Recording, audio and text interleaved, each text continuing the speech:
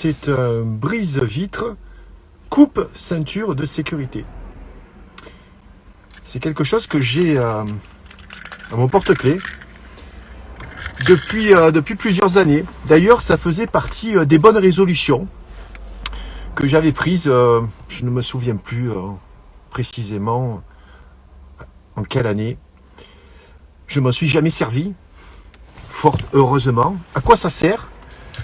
Ça sert donc lorsque tu as un accident, tu peux être pris dans ton véhicule, dans ton habitacle, tu pourrais être empêché de sortir, hein. Ta porte de voiture est bloquée, ta ceinture de sécurité est bloquée, t'empêche donc de t'extraire du véhicule.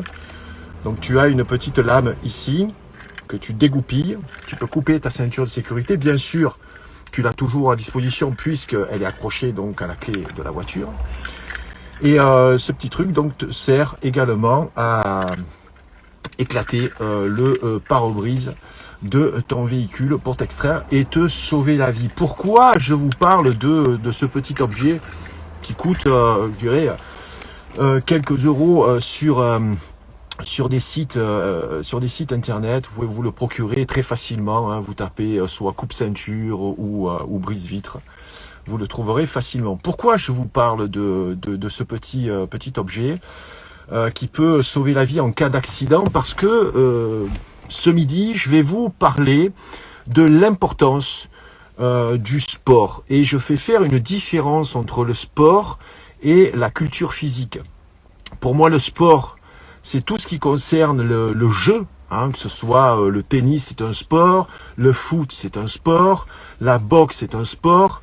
Mais l'activité physique telle que je la pratique depuis, je vais viser les 40 ans, hein, d'ici 3-4 ans. Donc depuis que j'ai l'âge de 16 ans. Avant, je faisais du sport, je faisais du football, je me suis arrêté à cause d'une vilaine blessure, je me suis mis donc à la culture physique.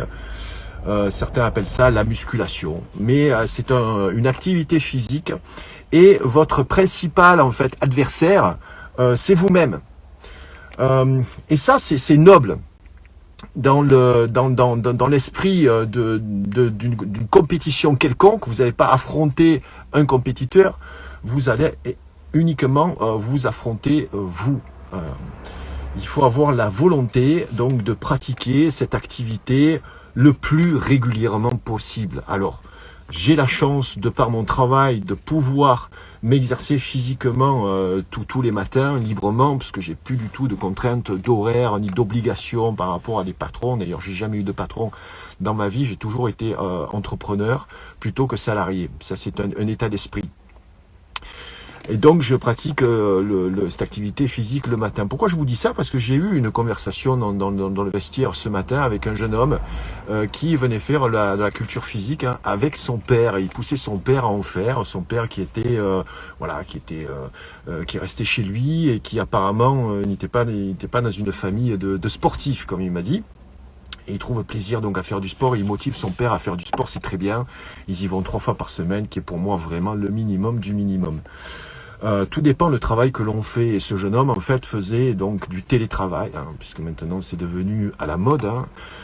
De plus en plus de personnes font du télétravail. Donc le télétravail, en général, vous êtes assis. Et là, je vais dans le Hit Club cette année vous proposer plusieurs idées, plusieurs petits protocoles également, des bonnes résolutions pour intégrer comme ça du sport au quotidien, même si vous n'avez pas la possibilité avec ce futur donc passe vaccinal d'aller dans un club de sport. Vous pouvez très bien faire du sport tout seul, chez vous, à la maison.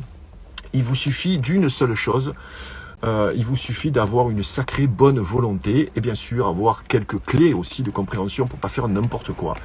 Donc ces clés-là, je vais vous les donner ce soir dans le Hit Club. Je fais une émission spéciale qui s'appelle Food, les bonnes résolutions, parce qu'il y aura également de bonnes résolutions alimentaires. Donc tout ça pour vous dire que ce petit accessoire, c'est très bien, hein, dans la voiture, mais pour renforcer son système immunitaire au quotidien pour que vous soyez fort et résistant par rapport à n'importe quel virus ou attaque bactériologique.